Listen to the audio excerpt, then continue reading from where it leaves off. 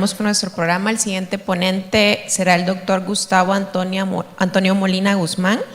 Él es médico infectólogo salvadoreño.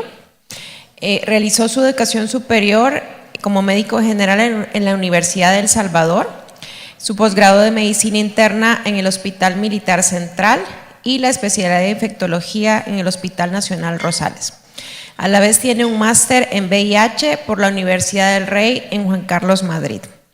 Su experiencia laboral se desarrolla como staff del Servicio de Infectología del Hospital Rosales, es docente permanente de la Universidad de El Salvador y médico agregado del Instituto Salvadoreño del Seguro Social hasta el 2020.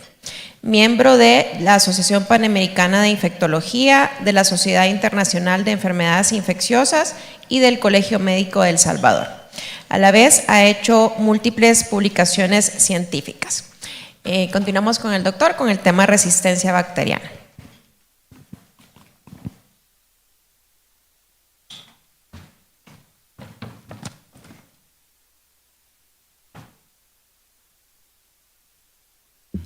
Buenos días a todos. Espero ser rápido. Es un tema muy denso, es un problema muy serio. Quiero felicitar a la doctora, no la conocía y realmente lo que usted dice es muy cierto. Cometemos muchos errores que nos enfrascamos en que las infecciones son solo bacterianas y lo más difícil es decirle quizás en su caso al padre de un niño que no necesita antibacterianos. En mi caso es decirle a un residente de medicina, a un residente de cirugía, a un cirujano, a un internista, no necesita antibióticos, porque, como verán, este es un problema muy serio, es un problema que ya se ha convertido en una amenaza mundial, en una amenaza para la salud pública. Espero ser breve y que me entiendan. Esta es un poco la agenda que vamos a llevar en esta charla.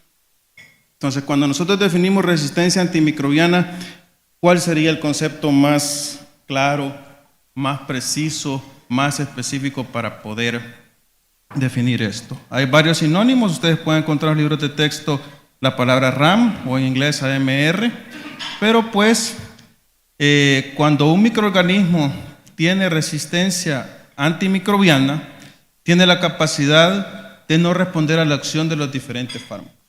El gran problema de esto es que este es un fenómeno que puede ser intrínseco, es decir, que sea una resistencia innata o una resistencia primaria o resistencia adquirida, o como ustedes pueden ver en la diapositiva, nosotros mismos le damos de comer a las bacterias. ¿Por qué? Al darle, por poner un ejemplo, vancomicina a una meningitis bacteriana comunitaria, empezamos a crear más resistencia del neumococo para este tipo de medicamento. Entonces cuesta decir que en El Salvador las meningitis bacterianas deben de manejarse únicamente con ceftriaxona. Nadie lo cree, pues la evidencia clínica lo ha demostrado que en nuestro país todavía se puede hacer esto. Entonces, ¿qué sucedería si yo le pongo ceftazidima de entrada a un paciente con una meningitis bacteriana adquirida en la comunidad? Entonces, como en el Hospital Rosales, donde todavía trabajo, no hubo ceftriaxona, se adquirió la técnica de utilizar cefixime, por ejemplo, para vías urinarias, utilizar ceftazidima para neumonías también, donde sí está documentado su uso, pero hay poblaciones específicas. Entonces, todas las poblaciones que eran sensibles a estos fármacos se volvieron resistentes, porque no necesitaban este tipo de medicamentos para este tipo de infecciones. Entonces, nosotros mismos creamos resistencia a este tipo de microorganismos. Entonces, todos quisiéramos que nos llegara una paciente de la unidad de salud con ese urocultivo donde es sensible a todo. Podemos decir que esta es una adolescente de 18 años de edad, con fiebre, escalofríos, cefalea, es alguien que no toma agua de forma adecuada, no tiene una limpieza adecuada después de ir al sanitario.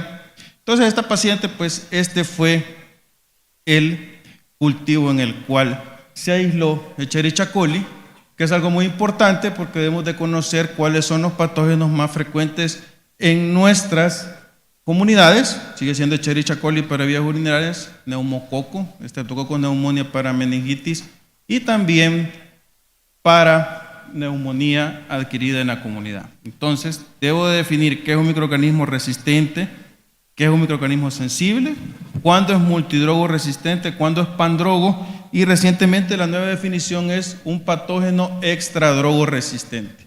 Algo muy sencillo es decir que un patógeno pandrogo resistente, obviamente si yo entiendo los acrónimos y todo, es aquel que es resistente a prácticamente todos los antibióticos. Entonces vamos a ver más adelante cómo esto es una realidad en nuestros hospitales. También es importante aclarar que la resistencia no solo se aplica a las bacterias, también se aplica a los hongos, como ustedes lo ven ahí, la H es de hongo, la P es de parásitos y la B es de virus. Una amenaza inminente en nuestra región es Candida auris, que es un hongo resistente prácticamente a todo, que no lo tenemos todavía, pero que en Guatemala ya hay casos notificados que pues no tardaría en venir a nuestro país. Para virus, pues tenemos resistencia, por ejemplo, al VIH, hay resistencia ya documentada al efavirenz, por ejemplo, por lo cual este medicamento se sacó del esquema primario de tratamiento para este tipo de pacientes. Entonces, como les había mencionado, este tipo de resistencia puede ser adquirida, la que nosotros creamos, o natural, que son las que ya traen las bacterias. ¿Cómo se crea esta resistencia? Por enzimas, por porinas, por bombas de flujo, por presencia de biofilm. Por ejemplo, una resistencia natural sería la del Proteus hacia la nitrofurantoína. Por eso en un urocultivo en el cual usted aísle Proteus, encontrar resistencia a la nitrofurantoína debe ser considerado algo normal porque es una resistencia intrínseca. Otros ejemplos son algunas especies de bacterias gram negativas como el Enterobacter, el Citrobacter, la Providencia, que por ende tienen resistencia a las cefalosporinas de primera generación porque son cefalosporinas en las cuales su cobertura es mucho más grande hacia los microorganismos gram positivos.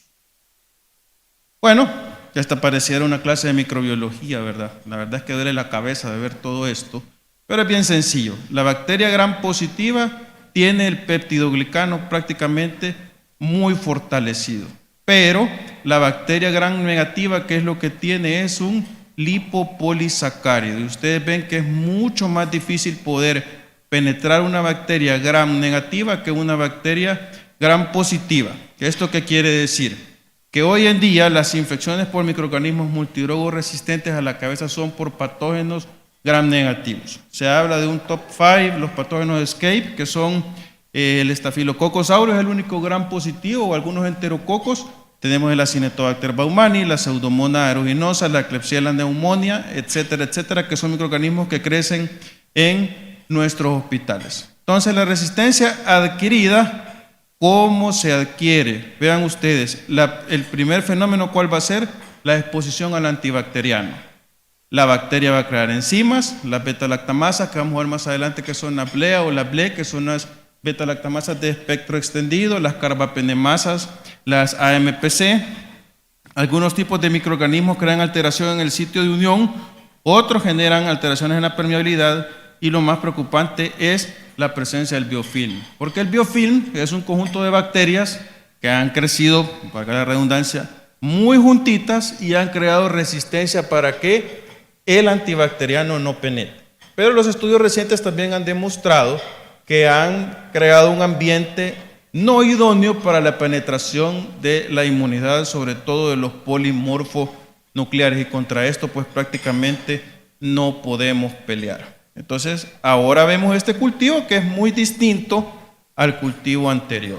Entonces este cultivo que tiene resistencia a las aminopenicilinas, a los inhibidores de la beta-lactamasa, a las fluoroquinolonas y a las cefalosporinas de tercera generación. Entonces ustedes pueden decir con ojos cerrados cuando vean esto que esto es una CTX-M. Bien fácil, ya aprendieron bastante en estos 8 minutos que llevamos. Entonces, el microorganismo, Escherichia coli, gram negativo, el mecanismo de acción, espectro extendido de la beta-lactamasa, a la cabeza la CTX-M, que en nuestro país es la beta-lactamasa que más se aísla, y ustedes pueden ver acá el espectro o el tipo de enzima que genera esta bacteria. Entonces, clínicamente este paciente, si yo le empecé a tratar con ceftriaxona y me respondió, yo lo dejo que evolucione con la ceftriaxona. Pero si el paciente al segundo o tercer día sigue con fiebre, leucograma elevado, Yo puedo hacer un cambio a un carbapenémico, no necesariamente meropenem o imipenem, que es lo que tenemos en nuestros hospitales. Puedo utilizar ertapenem, que la ventaja es que es una dosis al día. Vamos a ver un poco la situación actual de la resistencia antimicrobiana. Ustedes pueden ver, es un reto para la salud pública. Se cree que hay 5 millones de muertes asociadas a este problema. Entonces, cada vez que en el hospital se niega un antibacteriano, yo siempre le pregunto, ¿usted quiere contribuir a hacer más grande esa cifra de 5 millones de personas que se mueren cuando da antibacteriano para una bacteriuria asintomática o para una piuria? Entonces, esa es una pregunta muy frecuente que debemos de hacernos. ¿Realmente el paciente necesita este antibacteriano o no lo necesita?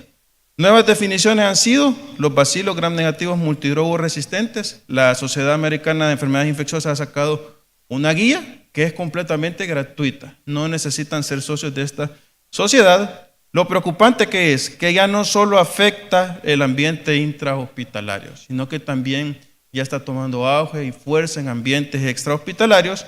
Y el gran problema que tenemos es que no existen medicamentos disponibles para tratar este tipo de microorganismos. Algunos están en fase de investigación, otros pues son sumamente caros, no hay, por llamarle mal, copias en el mercado que puedan hacerle competencia al medicamento original en este momento. Pero, ¿por qué de la resistencia antimicrobiana? Realmente nosotros somos los culpables de la resistencia antimicrobiana.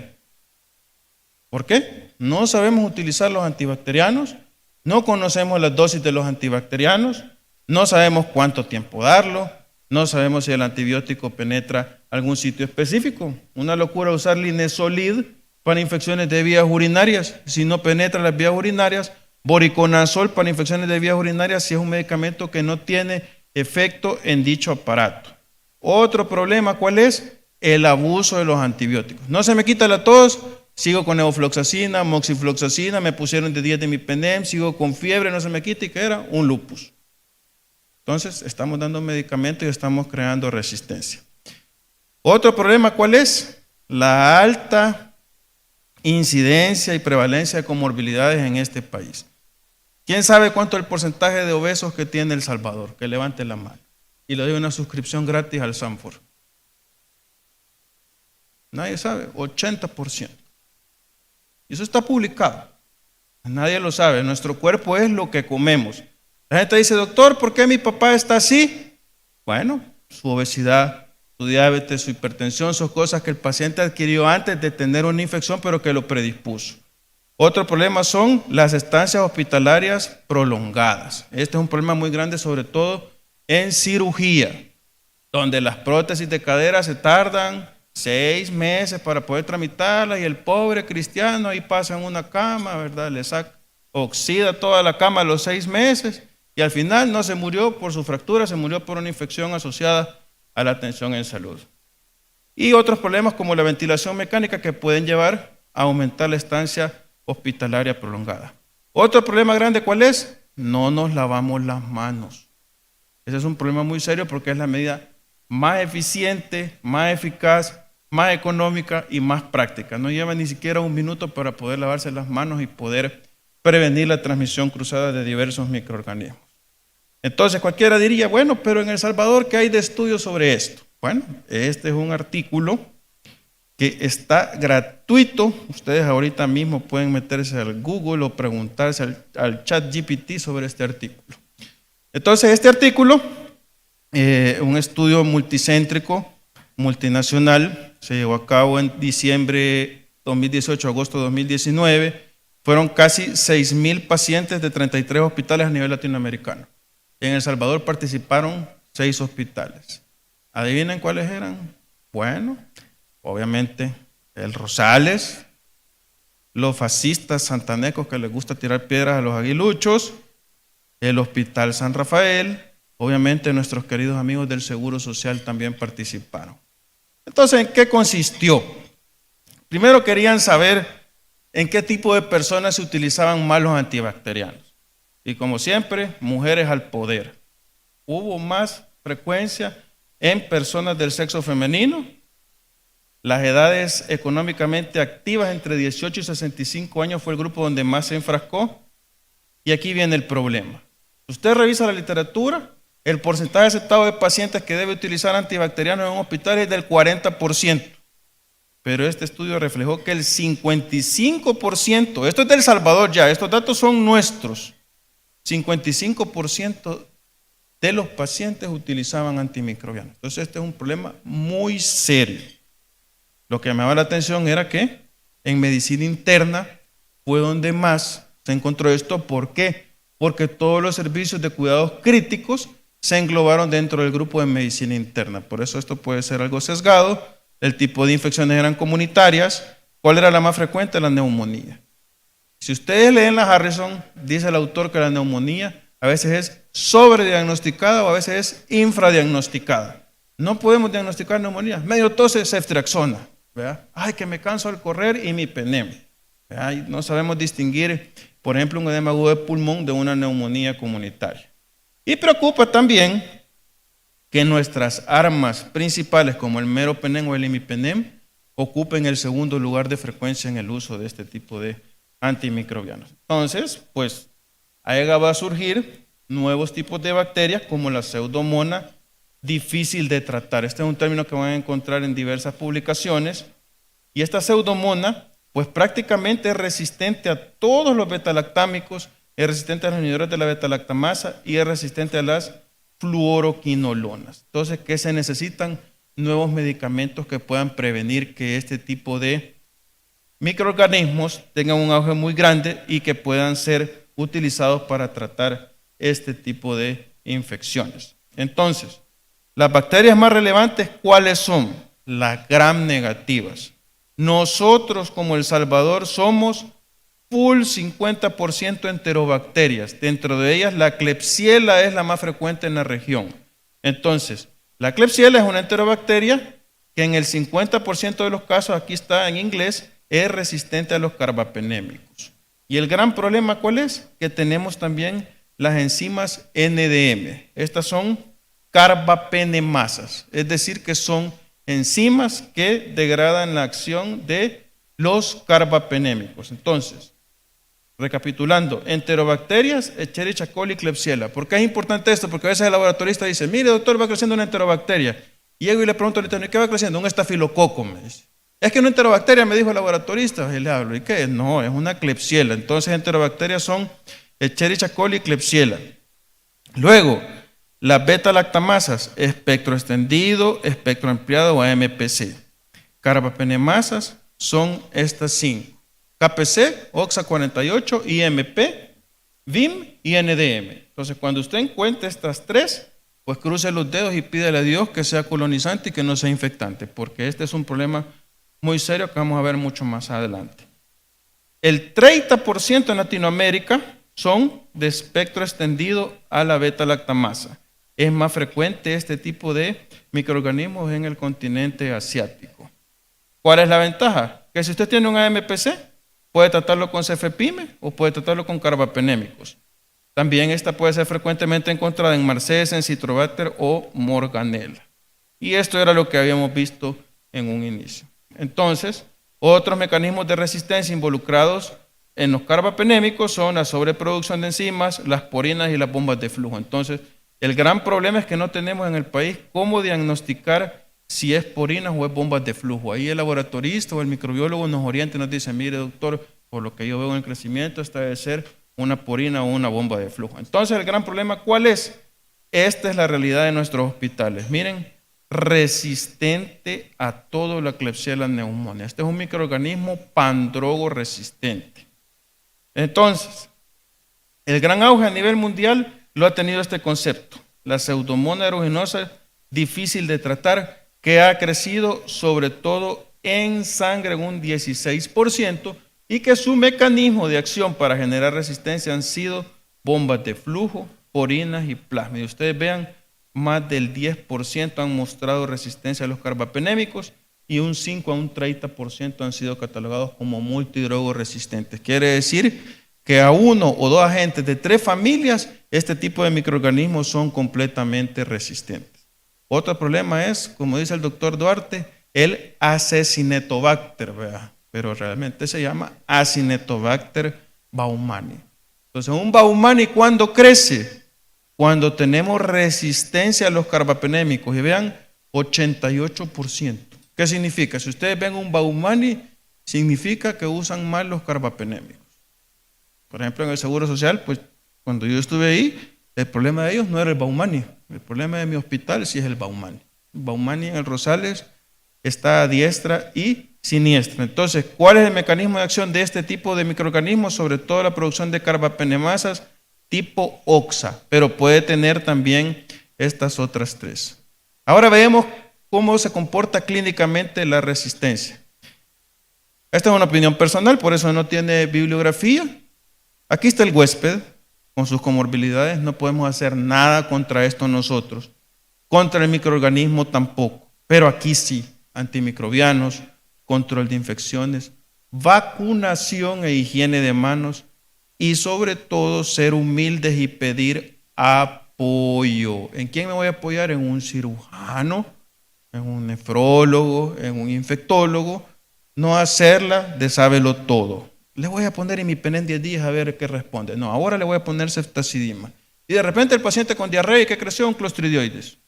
¿Y qué tenía el paciente? Un catéter para diálisis peritoneal que había que quitarlo. Entonces el control de foco sigue siendo muy importante para tratar este tipo de casos. Este es un caso clínico, un hombre de 76 años de edad. Ustedes vean que 5 días de cambios de coloración en el miembro inferior derecho, diabético, hipertenso, le amputaron el hallux derecho, tuvo una amputación infracondilia, todo esto en casi 2 meses. Al examen físico, ¿cuál era la alerta? La crepitación. Entonces, cuando crepita este paciente, ¿qué tenía? Gas. Se catalogó como un pie diabético grado 5, una gangrena gaseosa. ¿Qué se hizo? Bueno, patada al pecho, meropenem 7 días. Las nuevas modas o normas o evidencias dicen que esto debe ser por 5 días lo más porque genera menos resistencia. ¿Qué creció? Una Escherichia coli blea positiva. Entonces, después de que terminó el meropenem, porque el infectólogo se lo negó a seguir, hubo evidencia de salida de secreción amarillenta en el sitio quirúrgico. Entonces el meropenem no va a ser capaz de limpiar esto. El meropenem, ¿qué va a hacer? Prácticamente nada. ¿Qué hay que hacer con este paciente? Debridarlo, etcétera, pasarlo a sala de operaciones. Se solicitó que se tomara un nuevo cultivo y ¿qué creció? Acinetobacter baumannii. Un hecho verídico. ¿Verdad? Es la foto. Difícilmente el meropenem va a venir aquí, lo van a irrigar y lo van a poner. ¿Verdad? Otro caso, esta paciente era una paciente con enfermedad renal crónica, en quien el agregado de medicina interna pidió opinión por este cultivo, febril, leucocitosis, neutrofilia. No teníamos medicamento en el hospital, patada de ahogado, carbapenémico, más fluoroquinolona, y pues gracias a Dios la paciente se fue a su casa con 5 días de tratamiento. ¿Qué podemos hacer? Pues bueno, la norma de las 5D. Primero, diagnóstico correcto. Segundo, droga correcta. Tercero, dosis correcta. Cuarto, duración correcta. 5, descalamiento. Decalar, ¿qué significa? Que si yo entré patada al pecho, meropenem, vancomicina y se aisló un gram negativo, yo puedo quitar la vancomicina. ¿Por qué? Yo no necesito porque no aislé ningún gram positivo. Si usted tiene esto claro, pues usted va a hacer un diagnóstico correcto, va a poder guiar sus tratamientos y va a tener buenos resultados desde el punto de vista clínico. Bueno, ya por cuestión del tiempo, pues solo les voy a enseñar algunos métodos que tenemos disponibles en el país. Esta es la Carba 5, no se alerten que no es una prueba de VIH ni una prueba de embarazo en sangre. Aquí tiene todas las carbapenemasas, aquí se pone la sangre y le detecta en 15 minutos el mecanismo de resistencia. También tenemos paneles moleculares, el FilmArray, que son 6. El respiratorio, que pues para influenza, para coronavirus, etcétera. El panel de neumonía, de sepsis o de sangre, gastrointestinal, líquido cefalorraquídeo o líquido articular. Estos son ejemplos, ¿verdad? Entonces, ¿cuál es la ventaja de esto? Que la respuesta idealmente se da en menos de 24 horas. Lleva más tiempo porque hay que transportar la muestra, etcétera, etcétera. Este es un panel gastrointestinal, este es un paciente que está con diarrea porque tuvo 1000 días de antibióticos, se le detectó clostridioides difíciles. ¿Drogas correctas? Pues bueno, hay múltiples en fase de desarrollo, hay enfoques no farmacológicos como la vacunación o los fagos. Pero ¿qué tengo que saber yo? Lo principal es detectar dónde está la infección, qué tan severa, cuál es el patógeno y cuál es el mecanismo de resistencia. Para el mecanismo de resistencia, ¿qué arma tengo? El panel. La desventaja del panel es que cada uno cuesta casi $500 a $600. ¿Drogas actuales? Pues lo que tenemos nosotros, muchachos. Trimetoprim, fluoroquinolonas y nitrofurantoína en una IBU no complicada. Nadie les va a decir nada por utilizar este tipo de medicamentos. Pero que hay que cuidar los betalactámicos. Por eso es que los betalactámicos, como los carbapenémicos, deben de estar restringidos en los hospitales porque son la última bala de oro que tenemos. Una creencia es que la fosfomicina se puede utilizar para IBU no complicadas, sí, pero para infecciones por Klebsiella no, porque tiene resistencia intrínseca. ¿Drogas nuevas? ¿Cuántas tenemos de esto en nuestro país? No, sí. Ceftazidima y Bactam, $125 cada frasco, son 3 frascos al día, ustedes pueden hacer la cuenta, está disponible también en la red nacional. Entonces, de todo esto, ¿qué es lo más fácil? Vacunarnos, utilizar bien los antibióticos. Y bueno, para que ustedes vean, hace una semana salió esta investigación de una vacuna contra el Clostridioides difficile. Los gringos están afligidos y nosotros no. Bueno, gracias.